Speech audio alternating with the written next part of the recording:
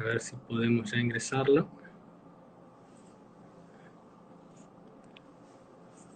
Ahí estamos. Hola Nicolás. Hola, Hola, ¿cómo te va? muy bien. Buenas tardes, no sé qué es allá. ¿Vos estás en Denver? En Denver, son las 4:30.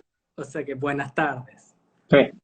Bueno, contame un poco, de por sí el hecho que estés en Denver, estás un poquito más aislado de lo que está pasando, o un poquito más protegido de lo que está pasando acá en Argentina, pero bueno, contanos un poco tu visión de lo que es la economía que se viene y de lo que es esta vorágine de noticias diarias que es, bueno, la economía argentina.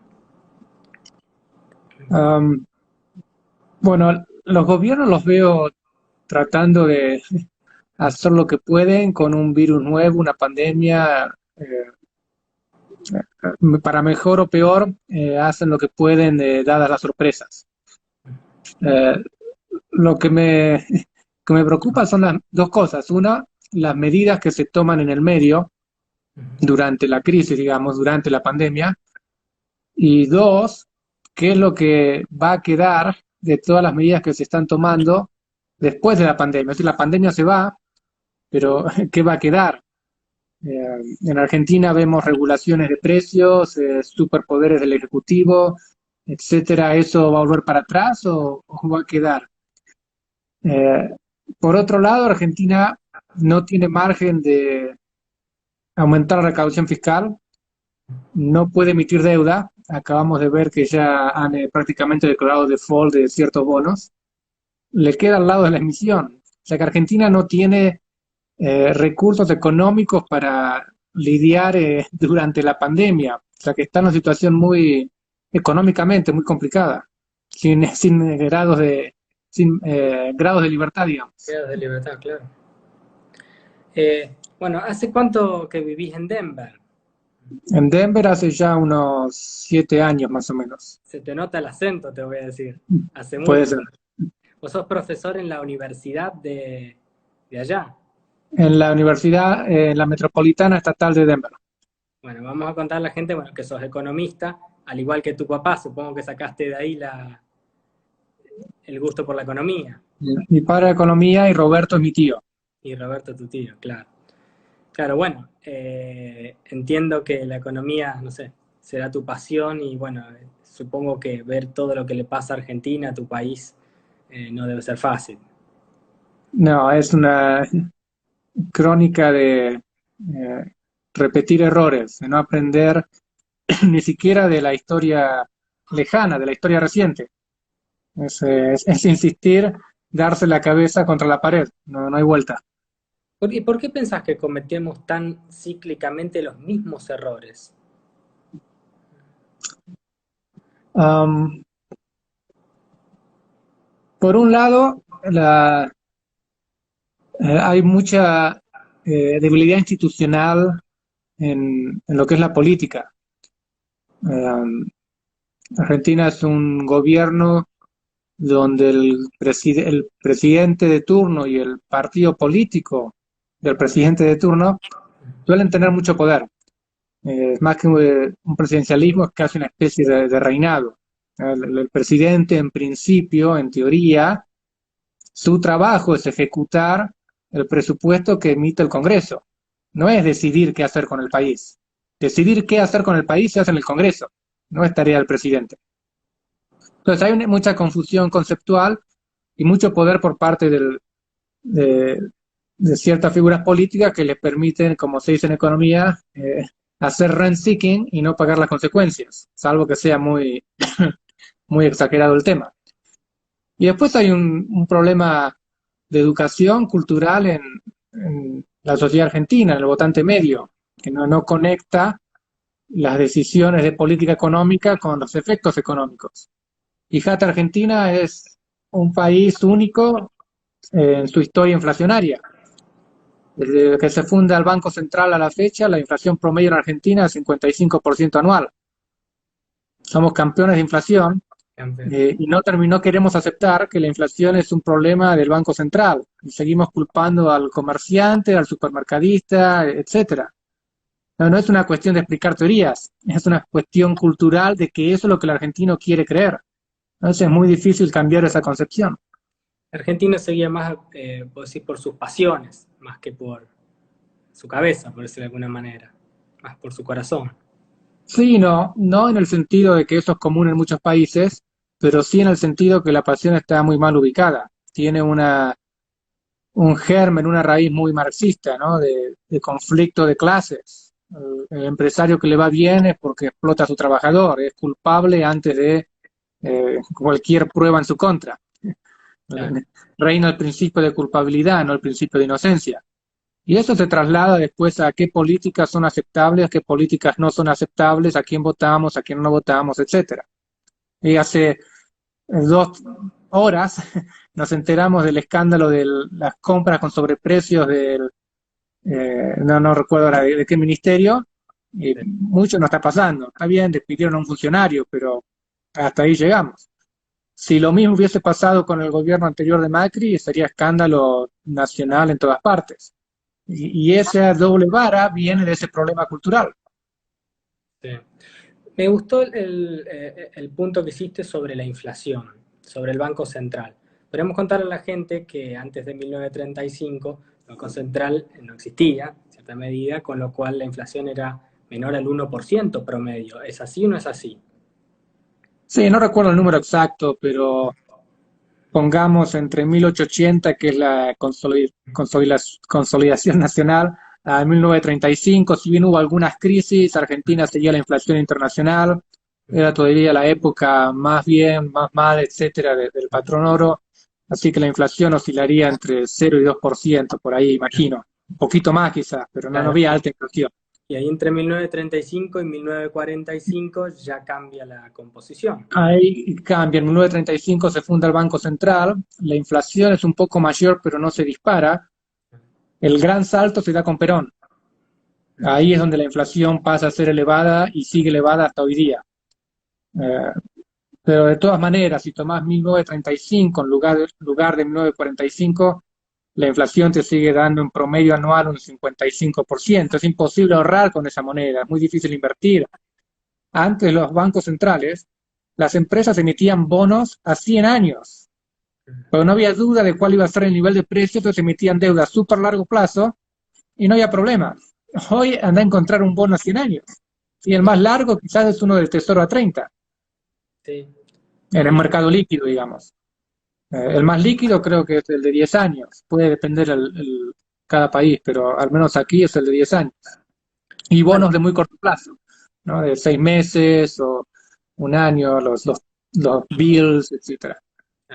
si le sumamos de alguna manera el problema que tiene la moneda, que no le permite al argentino ahorrar, porque si ahorra en su moneda va perdiendo todos los años un montón de dinero. Si a eso le sumamos en cierta manera lo que es la inseguridad jurídica, como lo que sucedió, por ejemplo, y que expuso el default de los bonos, ley argentina, esto es importante aclararlo. El default que hizo Argentina parcial fue sobre los bonos ley argentina, es decir, no defaulteó los bonos ley Nueva York. Me refiero, si le agregamos a que no puede ahorrar en su moneda, encima en que su justicia no lo respalda de alguna manera, lo que genera esta inseguridad jurídica, o sea, ¿qué elementos Al, quedan para ahorrar? al ahorrista argentino lo defendió más el juez Griesa que el gobierno argentino. O digamos al ahorrista que confía en Argentina, ¿no? Porque no tiene por qué ser argentino. Ah, Al fin de cuentas, Griesa lo defendió más que el Estado argentino. ¿Qué le queda al quien vive en Argentina? Uno, ahorrar en dólares si puede, porque el gobierno no siempre te deja. Te pone límites a la compra de dólares. Invertir en el exterior, de nuevo, si el gobierno te deja, o después te persiguen o con impuestos o por qué llevar el dinero afuera, etcétera.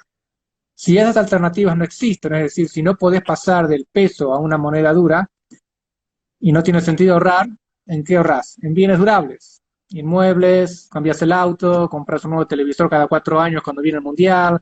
sí. Es decir, se incentiva el consumo en lugar del ahorro que termina siendo inversión. No es un círculo muy virtuoso a largo plazo. Bueno, hoy la inversión que tiene Argentina es del orden del 13% del PBI aproximadamente, y con eso se hace muy difícil crecer. ¿Es correcto? Sí, te creo el número, la verdad no sabría cuál es. Pasa que hay que entrar a ver qué tipo de inversión es. ¿Es inversión que, no sé, traigo celulares de afuera?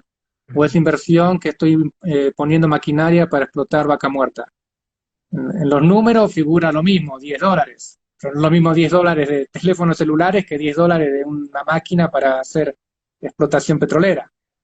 Y ahí es donde no estoy seguro que Argentina esté invirtiendo en proyectos de largo plazo, que no conviene, es muy riesgoso. Eh, sí, coincido, pero además yo estoy en el sector inmobiliario y nosotros, por ejemplo, pensar en que tenemos que hacer un edificio a 4, 5 años, 3 años, lo difícil que se nos hace también desde el punto de vista impositivo. Porque Argentina todavía no permite ajustar los balances por inflación, entonces tenemos que, todo es ganancia. Entonces, proyectos de largo plazo son imposibles de pensar. Especialmente en proyectos a largo plazo, donde vas acumulando de manera exponencial la inflación, sí. Sí, es terrible. Bueno, y en este contexto, ¿cómo te imaginas la inflación y la economía para lo que queda de este año, del 2020? Argentina, por supuesto. La verdad es muy difícil hacer proyecciones hoy porque el shock todavía está sucediendo. Ah, pero yo veo tres variables muy macro, muy generales que se están moviendo. Una es un shock positivo nominal, es decir, el Banco Central y bancos centrales alrededor del mundo expandiendo la oferta de dinero para dar ayuda a los bancos, empresas, etcétera. Por un lado tenés una expansión monetaria. Por el otro lado tenés una contracción monetaria, que es el mercado aumentando la demanda de dinero. No sé qué va a pasar con mi trabajo, no sé si puedo invertir, entonces hago caer el gasto, acumulo cash. Ese le hace una especie de contraefecto a la expansión de los bancos centrales. Y el tercero es un shock real negativo, que lo vemos muy claro en el mercado de trabajo. ¿Sí? Despido, gente que no puede trabajar, hay menos transporte, etcétera. La gran pregunta es qué va a pasar con estos tres shocks que vemos hoy, cuando la pandemia se vaya, digamos, cuánto se va a retrotraer cada shock. ¿Van los bancos centrales a contraer la expansión monetaria una vez que la demanda de dinero vuelva a bajar y vuelva a niveles más normales? ¿El shock real negativo se va a recuperar del todo o va a haber una parte que no se va a recuperar? Lo que más me preocupa, especialmente en Argentina, es que el Banco Central no contraiga el exceso de circulante. Si bien hoy es difícil todavía saber qué le va a pasar a la inflación en el más corto plazo, digamos, una vez que la demanda de dinero baje y se gaste lo que se gastaba antes, si el Banco Central no contrae esa expansión, sí vamos a tener un escenario difícil. Claro, para ponerle algún número, Argentina puede llegar a duplicar la cantidad de dinero en pocos meses. O sea, tenemos una expansión de dinero en marzo del orden del 34%, si no recuerdo mal. Y después, en los últimos, desde agosto acá en adelante, estamos en cerca del 60% aproximadamente. O sea, hemos aumentado todo el dinero circulante que hay, aproximadamente un 60% en muy pocos meses. Puede ser, no tengo el número fino último, pero por lo que estoy viendo, se está acelerando bastante la expansión de dinero. De nuevo, es muy difícil saber cómo se compara esto con el aumento de demanda de dinero hoy. El punto es cuando la demanda de dinero caiga de nuevo, ¿esa expansión va a quedar o el Banco Central la va a quitar? En Argentina tengo mis miedos. En otros países esto lo miden bastante mejor. De hecho, fue lo que hicieron en el 2008. La Reserva Federal y otros bancos centrales expandieron la base monetaria a lo loco, digamos, pero a su vez crearon mecanismos para aumentar la demanda de dinero. Por eso no hemos visto un salto de inflación en Estados Unidos, Europa, etcétera, a pesar de todo lo que han expandido, porque a la par han aumentado la demanda de dinero, particularmente en los bancos. Entonces cancelaron los dos efectos. Pero en Argentina, que el gobierno cree más en la Modern Monetary Theory y que la inflación no es un problema monetario, lo puedo ver más suelto a decir y que el dinero quede en circulante y listo. Sumado a que el Tesoro no puede aumentar impuestos, si no puede emitir deuda, si no baja el gasto, tiene que emitir para financiar al Tesoro. Bueno, acá me pregunta Pablo Weisman, es mi socio. ¿Cómo ves la economía de Estados Unidos este año en relación al empleo, inflación y actividad? De nuevo, no sé todavía porque el shock sigue pasando. Eh, Eh, los noto un poco más eh, cuidadosos o atentos o preocupados por qué le está pasando a la economía. Como que siguen los dos temas de cerca, el tema salud, pero tampoco quieren generar una gran depresión, digamos. Entonces, eso lo van viendo. Yo imagino que lo que es el shock real, la parte de trabajo, eso se va a recuperar rápido. Los Estados Unidos tienen una legislación laboral mucho más amigable que la de Argentina. Ujú, Entonces, recuperar el mercado de trabajo es más rápido.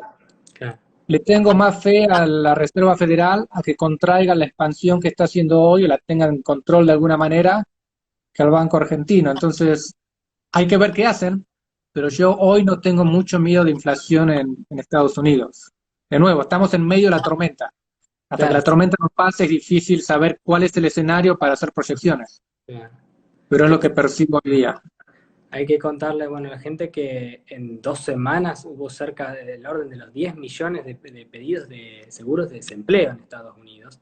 Y que, bueno, eso manifiesta una economía que es más flexible a la salida, pero que después es más flexible a la entrada, cuando tiene que volver cuando las empresas, digamos, pueden despedir y volver a recontratar rápido cuando la situación se acomoda, evita que las empresas quiebren. Que acá en Y es, Argentina no podemos hacer eso y las empresas empiezan a quebrar y ahí se pierden todas las fuentes de trabajo. eso es importante recalcar. La flexibilidad de tomar gente depende de la flexibilidad de despedir gente. Y si bien entiendo que al que le preocupa el mercado de trabajo, etcétera, suena mal, lo que es importante tener en cuenta es cuál es el efecto de una política económica, no cuál es la intención de la política económica. Una política económica con buenas intenciones pero mal diseño genera malos resultados. Es el típico caso de legislaciones de protección de trabajo, salarios mínimos, etcétera. Las intenciones son buenas, ayudemos a todos. Los resultados no son los buscados. Sí. Entonces, y el otro punto de mencionarse es importante, que acá pasa como debe estar pasando en la Argentina, ¿no? Restaurantes, comercios, etcétera. Hay una pandemia mundial. Tengo que elegir entre despedir, digamos, no sé, al 10% de mi personal o quebrar y despedirlos a todos. Si no podemos elegir el mejor de los mundos, elijamos el menor de los males.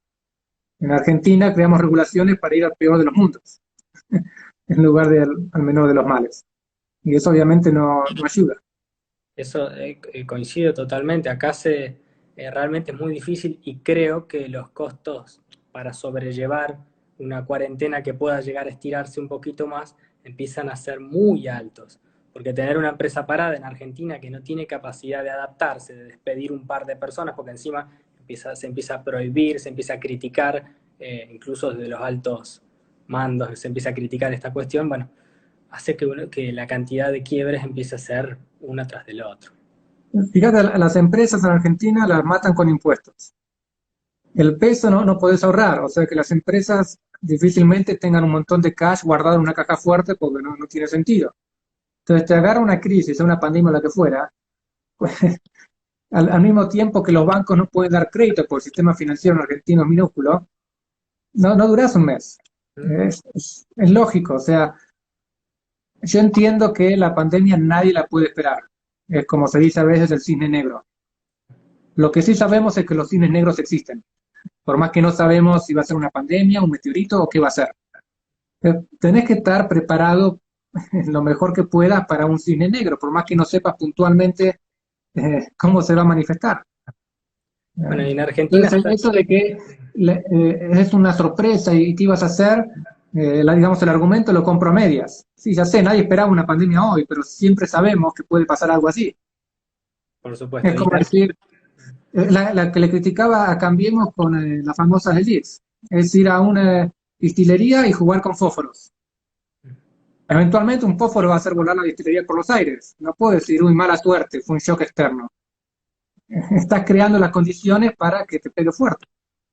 Y en Argentina somos un zoológico, está lleno de cisnes, y en algún momento tenemos un nuevo cisne negro, o sea, ya tenemos que estar Siempre un le poquito estamos echando la preparados. culpa al cisne negro, al choque externo. Bueno, estemos preparados entonces. Sí. ¿Cómo ves? Bueno, cuando hablamos de ahorros, a ver, el objetivo de mis entrevistas por ahí tratar de que la gente vaya entendiendo la importancia del ahorro, porque el argentino, tras que no puede ahorrar, se le hace difícil, tampoco muchas veces tiene la conducta, sobre todo la generación joven. También le pasa a las empresas, también le pasa a los gobiernos, incluso yo con la gente que he estado hablando, que tiene algún poder político, que ostenta algún cargo, te dicen, yo creo en el déficit fiscal como que fuese una religión. Y eso es algo que me preocupa y que ahora, por ejemplo, lo vemos con la intendente de nuestra ciudad, que es Santo Tomé, acaba de anunciar que puede pagar solamente el 40% de los sueldos. Tendríamos que aprender incluso los estados a ahorrar. Sí, déjame hacer dos, tres puntos. Um, Empiezo por dónde viene esta idea un poco, que es el famoso Keynes. Y Keynes se está escribiendo en 1930, dejando de lado toda la discusión de si, digamos, su política económica funciona o no funciona, etcétera. Me quiero enfocar en el contexto. Él está escribiendo en la Gran Depresión, estados chicos, bajo nivel de deuda.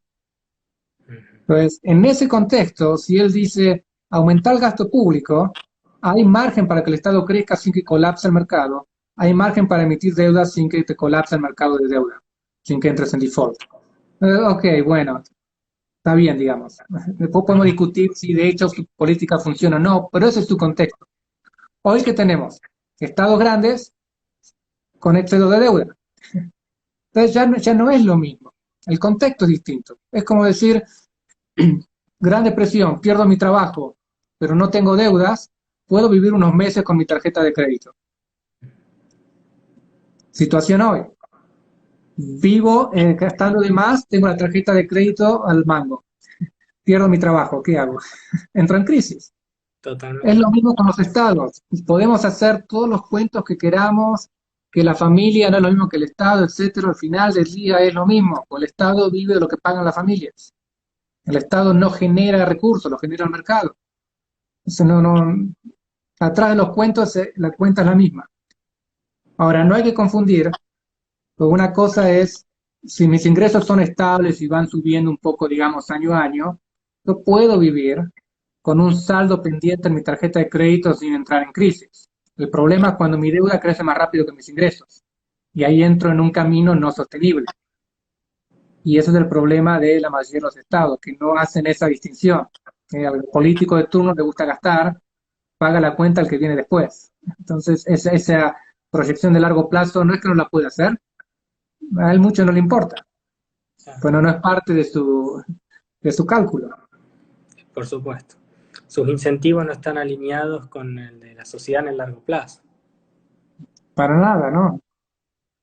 Respecto de las cuasimonedas, que es algo que se empezó a escuchar mucho en Argentina, sobre todo las provincias están haciendo filas para empezar a hacer cuasimonedas.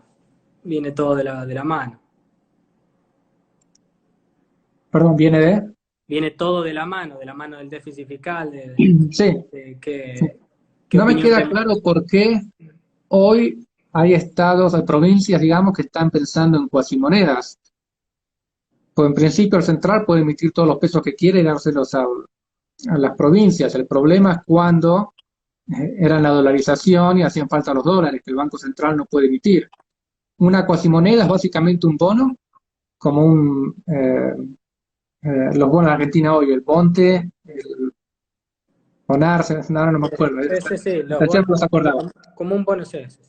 Uno de estos bonos Ujú. que no solo te paga los intereses, capital, etcétera, sino que lo puedes usar para hacer compras, como usaría los pesos. Y el Estado te acepta, todavía imagino a definir, que pagues una parte de los impuestos con esos bonos. Ujú. En definitiva, es un bono, es emitir deuda. Pasa que le permitís que circule para hacer compras, para no tener que ir a pedirle al Tesoro Nacional, a Alberto Fernández, que te preste dinero.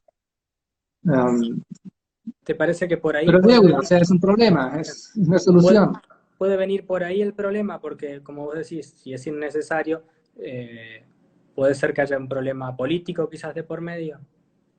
Claramente hay una restricción, puede que sea política, no depender de favores de Alberto Fernández, y recordemos cómo fueron los 12 años de kirchnerismo. Es gente difícil con la cual tratar. Entonces puede que no quieran tener esa dependencia y estén usando la pandemia para justificar la emisión de cuasimonedas. Puede haber algo más que yo no estoy viendo por el cual tengan que recurrir a esto. Ya. Bueno, default y vuelta al FMI. ¿Cómo lo ves? Cuando hablamos de vuelta al FMI, estamos hablando, ya habíamos vuelto, justamente de un gobierno que en principio, bueno, habló muy mal del FMI y ahora termina pidiendo en el orden de los 3.500 millones de dólares. Es normal, el FMI es posiblemente el mejor prestamista que puedes tener. Te cobra una tasa muy baja respecto a lo que conseguís en el mercado, y lo que te pide a cambio es que tengas las cuentas en orden. Y Lo que que le, no te y dice, y que le acá hay mucha devuelva. confusión en Argentina, lo que no te dice es, porque quizás te dice, mira, yo veo tus cuentas, no me vas a poder pagar, tenés que ajustar. Ahora, ¿en qué vas a ajustar? Es tema tuyo. Yo no me meto en tu política interna, pero mostrame que me podés repagar. O sea que el trade-off es claro. Tomás deuda barata a cambio de números sostenibles. Es como ir al banco y pedir una hipoteca, lo mínimo que te va a pedir es mostrarme que me podés pagar de nuevo. Si no querés ese compromiso, emitís deuda con Venezuela y pagás una tasa altísima. No me queda claro que sea necesariamente mejor. Um, Hay que ver cómo va ahora el tema con el fondo, pues se juntan varios temas. Uno es el, la inclinación a ser laxos y dar periodos de gracia, etcétera, a países que lo necesitan, que tienen deudas, donde Argentina caería en esa categoría. Y por el otro lado, la historia de Argentina con el FMI, que siempre fue problemática. Entonces ahí no sé cómo van a interactuar esas dos variables, sobre todo que estos temas no son solo cuestiones técnicas, hay personalidades en el medio y hay Sí, que ver cómo interactúan. No es lo mismo si sos Lagarde y tenés que interactuar con Duhovne, que si sos no sé quién está a cargo ahora del FMI, tenés que interactuar con Guzmán o con Kichilov. Es, las personalidades importan. sí, por supuesto. Bueno, la cantidad de préstamos que le hizo el gobierno anterior fue extraordinario. Creo que es el mayor préstamo que se hizo a un país de parte del FMI. Tengo entendido que es el préstamo récord en cantidad de dólares y a su vez Argentina es el deudor más importante del fondo. Por lo tanto, si Argentina no paga, el fondo puede tener algunos problemas. Eso es lo que me preguntaba cuando desembolsillaban tanta cantidad. A cualquier persona que le preguntes de afuera, le decís, ¿invertirías en Argentina? ¿Y qué te diría? No sé, te pregunto a vos, que sos incluso argentino. ¿Vos invertirías en Argentina? No. Eh, Invertiría siendo el FMI, poniendo en riesgo tu cartera, poniendo en riesgo al mismísimo organismo. O sea, es Entiendo que el sorprendente la FMI cantidad. puede tener, digamos, eh, en su mandato ayudar a países como Argentina. Lo que me sorprende es el monto de la ayuda. Sí, totalmente. Depender de un defolteador serial. Eh, es más o menos el mismo número, ya sea que lo quieras ver desde la independencia de Argentina o desde el fin de la Segunda Guerra Mundial. Argentina estuvo entre el 35 y el 40% de su vida en default. Bueno, A ese país le estás prestando. Y el último default del que salimos hace poco, ¿no? El famoso juicio con Griesa, muy bien no tratamos a los acreedores, muy bien no tratamos al juez. No somos como deudores un país amigable con el cual tratar. Somos problema en puerta. ¿recordás cuántas veces entró Argentina en default? Porque tengo entendido que es el país, el defaultador serial más importante de la historia, al menos de la historia moderna. Estamos hablando del siglo XX y lo que hay del XXI. Creo que fue un total de 6 o 8 defaults. El tema es cuántos años duran Claro. también. No, pues si contás los años que Argentina está o en default o reestructuración de deuda, es entre el 30 y el 40% de su vida, dependiendo dónde quieras empezar. Claro. Bueno, ayer tuve una charla por Zoom con un conjunto que tenemos de personas que invierten en la bolsa y demás. El tono de la charla, la desesperación, porque había un montón de personas que habían vuelto a confiar en Argentina, habían invertido en estos bonos en pesos y otra vez los habían, digamos, no le pagaban. Había personas que ya peinaban canas, que lo miraban con tranquilidad y le decía, ¿qué te sorprende? A mí es la cuarta, quinta vez que me lo hacen. Es realmente difícil para un argentino confiar en tu país y me imagino para los de afuera. Bueno, acá creo que hay en el grupo este que nos está escuchando gente que está en inversiones más que pero yo pienso en los bonos que puede hacer dos tipos de inversiones. Uno es básicamente compras el cash flow, compras el bono y cobras los intereses, el capital, está comprando el cash flow, renta fija, ¿no? Salvo que sea tasa variable, etcétera, pero no la idea de comprar un cash flow. El otro es tratarlo como una acción, ganancia de capital, trato de comprar el bono barato y lo vendo caro. Y como Argentina es tan volátil, eso se da también en los bonos. Entonces no hay que confundir una inversión con la otra. Del mismo modo que si miras el mercado internacional y te tira un vuelto, digamos, de inversiones argentinas, no es que el mundo esté confiando en Argentina y estén lloviendo inversiones. Te tiraron un vuelto, que para vos Argentina es enorme, para el mundo es un vuelto. Entonces, si querés realmente atraer inversiones, no nos tenemos que autoengañar. Cuando vemos que entran algunos dólares a Argentina, que a nosotros nos parece mucho, pero están lejos de ser lo que necesitamos.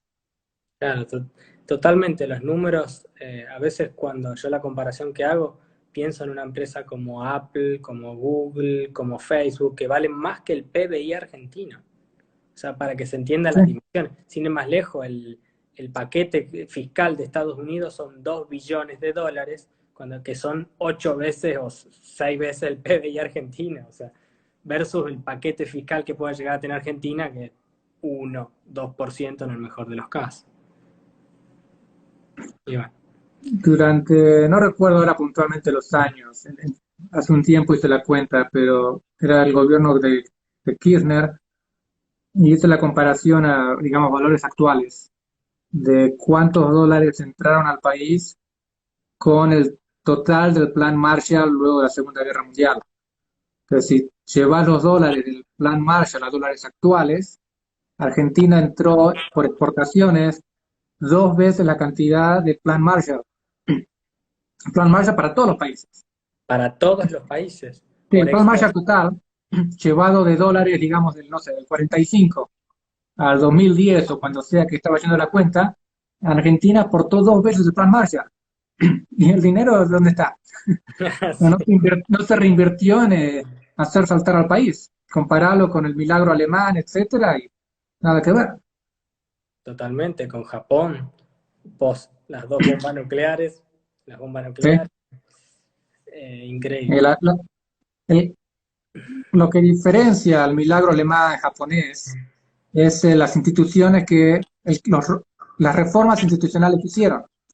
No es una cuestión de plata. La plata te ayuda a salir más rápido, pero lo que te hace despegar son el marco institucional que tenés. Argentina vive en esa contradicción donde quiere ser Alemania o Australia con instituciones bolivarianas. No funciona. En el largo plazo, instituciones bolivarianas te llevan a ser Venezuela, no Alemania. ¿Querés ser Alemania? Necesitas instituciones alemanas. No hay magia. Es de No, largo plazo, pero es el camino. claro. Bueno, ¿cómo ves, cómo te imaginas esta economía argentina? Te digo, nosotros tenemos que salir dentro, en el mejor de los casos, el 13 de abril, podemos volver a la calle. No sé si lo vamos a hacer todos, parece que va a ser parcial. Eh, ¿Cómo te lo imaginas, dado el contexto que estamos enfrentando del coronavirus, más el contexto argentino?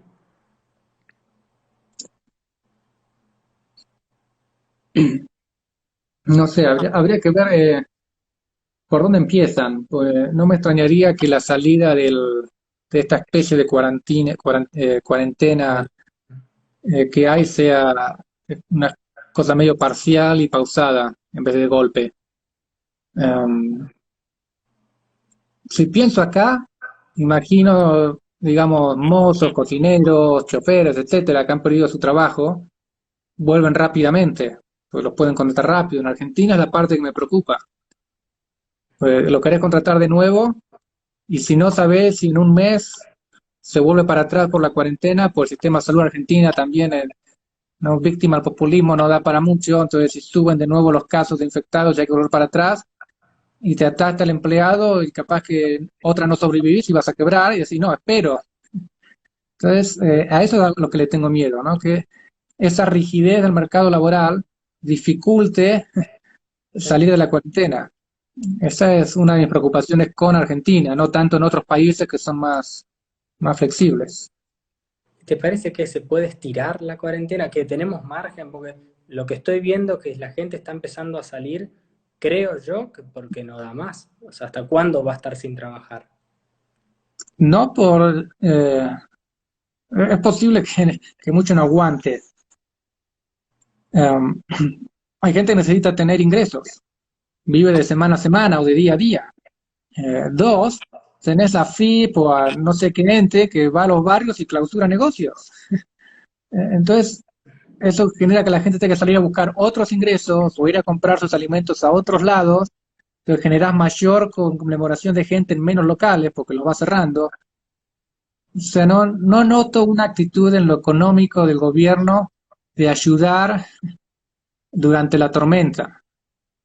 Eh, no digo que me sorprenda, pero es lo que veo. Bueno, tocaste un tema de precios máximos y lo que habías dicho antes, la diferencia entre las intenciones y los efectos. Efectivamente, ¿cuántas veces fue exitoso un control de precio en la historia de la humanidad? No conozco casos. Conozco un montón de excusas o de historias incompletas que parecen ser exitosas, pero casos exitosos no. Um, y es una cuestión parecida a la que hablábamos antes de el mejor de los mundos, donde mi empresa crece y mantengo a todos mis empleados, no es posible. Tengo que elegir entre dos males, despedir al 10% o cerrar y despedir a todos, incluyéndome a mí. ¿Sí? Se acaba el negocio. Dado el shock, tener faltante de ciertos bienes, alcohol en gel, barbijos, etcétera. Por eso sube el precio. Dado que va a haber faltante, si vos congelás el precio, lo único que generás es incrementar el faltante. Entonces, si querés hacer algo al respecto, en vez de intervenir con los precios, dejar que los precios vayan a donde vayan y sacarle impuestos, da, por decir algo, un voucher de compra válido para alcohol en gel, barbijos, etcétera, que la gente puede usar como medio de pago, etcétera, subsidia la demanda, digamos, pero no te metas con los precios. Pues eso no va a solucionar los problemas. Si te metes con los precios, tenés que caer en racionamiento. O cada persona puede comprar dos o tres. En este contexto no me queda claro que sea la solución para todo. Quizás para algunos bienes, racionamiento tenga algo de sentido, pero el control de precios en sí no ayuda. De hecho, lo que conseguís es no solo que haya menos, sino que de esos menos, el costo total de adquirir el bien es mayor al que si no regulás el precio.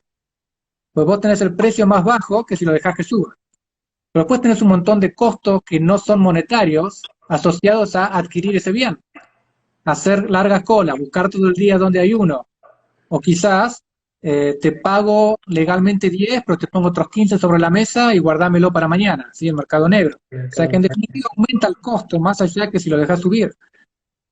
Pues siempre en micro, ¿no? Tenemos el gráfico, demanda y oferta, ¿no? Donde el eje horizontal tenemos cantidad y en el vertical el precio. Y cuando hacemos control de precio vemos que pasa en el horizontal y vemos el faltante. Pero si vas al eje vertical vas a ver que el costo sube más que si dejas que el precio suba. O sea que tampoco ayudas por ese lado. Claro, hay que contar a la gente por ahí que quizás bueno, en nuestra zona, en Argentina, tenemos por ahí la cabeza seteada de otra manera, que los precios son fundamentales para determinar el incentivo a producir. O sea, si uno no tiene el incentivo, si tus costos aumentan, tu margen de ganancia cae, llega un punto que no tenés incentivo a producir y ahí se produce ese faltante del que vos hablabas.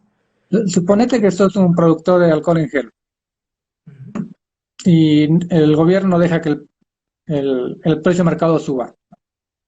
Tienes tres problemas, o se me ocurren tres ahora. Uno, no tengo el incentivo a producir más, pues si produzco más yo entro en pérdidas y yo puedo quebrar y nos quedamos sin alcohol en gel todos. Uno. Dos, no sé cuánto más producir, pues si el precio no se mueve, no sé cuál es la dimensión del faltante. Esa información empieza a ser errada. Pues el faltante a un precio fijo es distinto al faltante óptimo cuando dejas que el precio ajuste. Entonces, el faltante que ves, si no dejas que el precio suba, es excesivo. Tres, ¿dónde está faltando? ¿En Buenos Aires? ¿En Mendoza? ¿En Jujuy? ¿En Santa Cruz? ¿Dónde sé que falta? Si no dejas que los precios se muevan, toda esa información, ¿de dónde la sacas? ¿De dónde la saca? ¿Verdad? Pues si la respuesta es no, el gobierno me la va a dar, no soluciona el problema. ¿De dónde saca esa información el gobierno?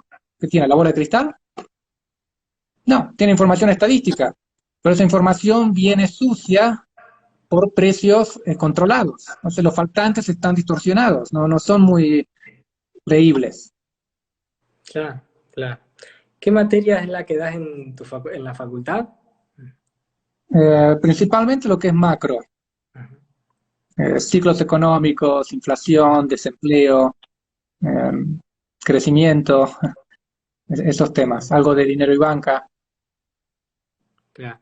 Bueno, ¿cuán distinto es la economía por ahí estadounidense respecto de lo que es Argentina? Al menos a mí en la facultad, una de las cosas que me decían, hay cuatro países, los desarrollados, los subdesarrollados, Japón y Argentina.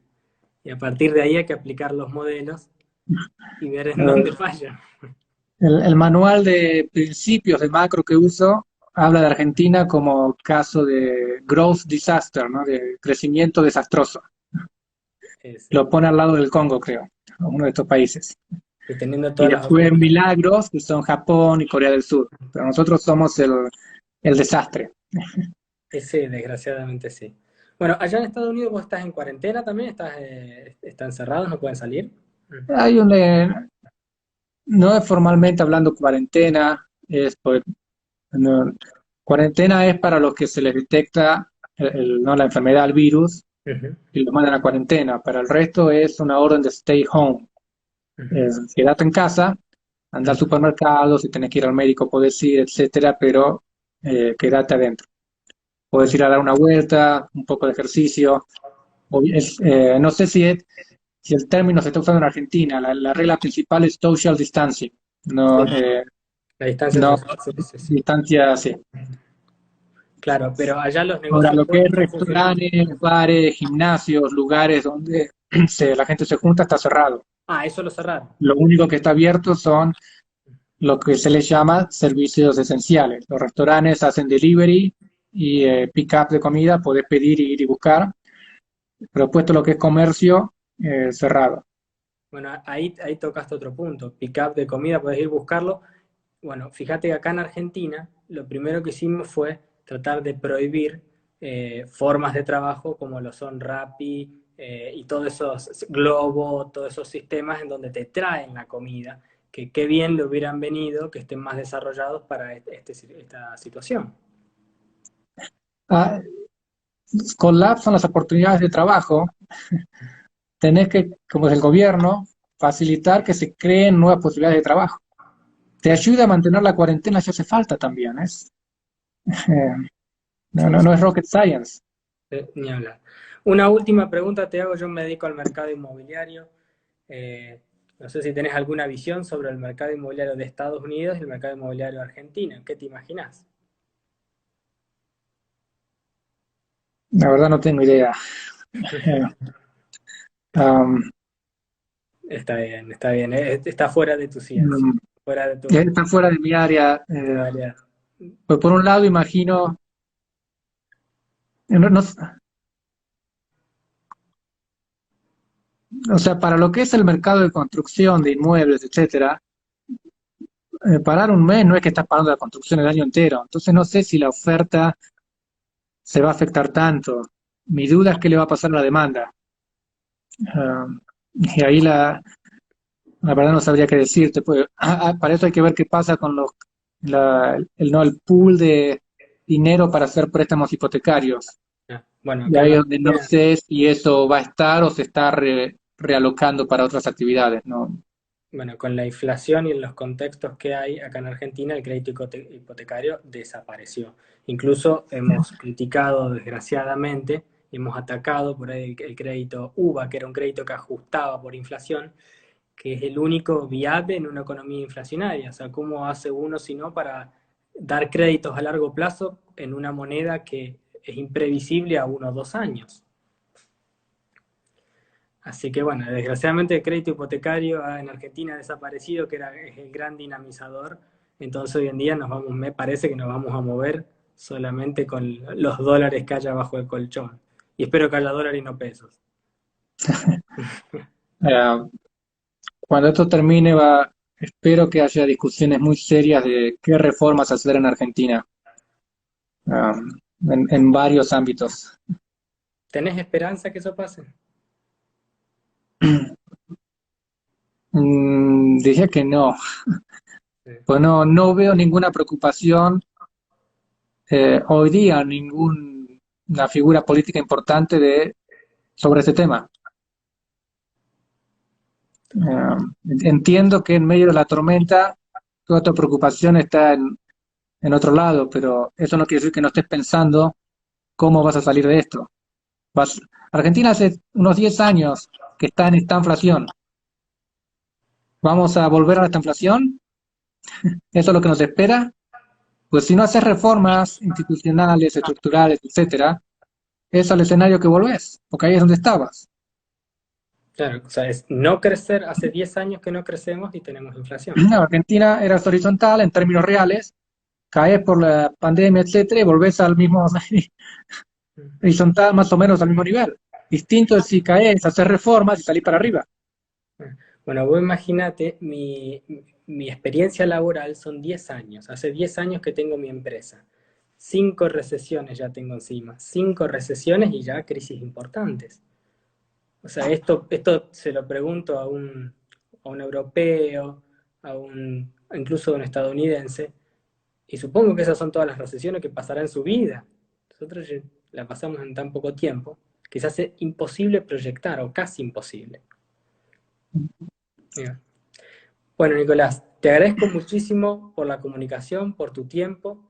La verdad me encantó. Bueno, acá tengo una consulta de agua y con esto ya cerramos. Dice, ¿conviene irse a Uruguay? Con todo lo que escucho, yo no quiero hacer más nada acá. Y acá estimo que se refiere a Argentina. ¿Cómo lo ves a Uruguay?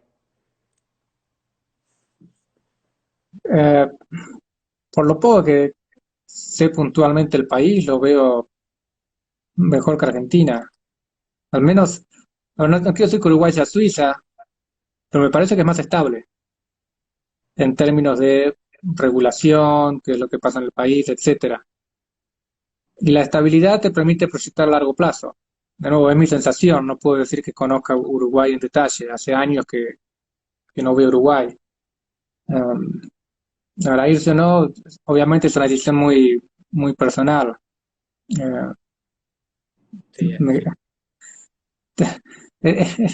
Me cuesta decir que hay muchos países en Latinoamérica con un futuro tan dudoso como Argentina. ¿Con qué se compara Argentina? Ecuador, Venezuela. No estamos comparando Argentina con Chile, Perú, Colombia. no, claro. Eso si esas son las comparaciones que se hacen en el país, eso se está diciendo que es lo que el mercado ve a nivel general hacia dónde va Argentina. ¿En qué grupo está? ¿Te volverías en algún momento de tu vida a Argentina? No están los planes por ahora. Bueno, Nicolás, te agradezco muchísimo por tu tiempo y bueno, espero que en algún momento podamos volver a charlar y volver a intercambiar opiniones. Muy bien, muchas gracias, buenas noches y saludos a todos los que nos estén escuchando. Bueno, buenas tardes para todos. Muchas gracias, Nicolás, por tu tiempo. Hasta luego.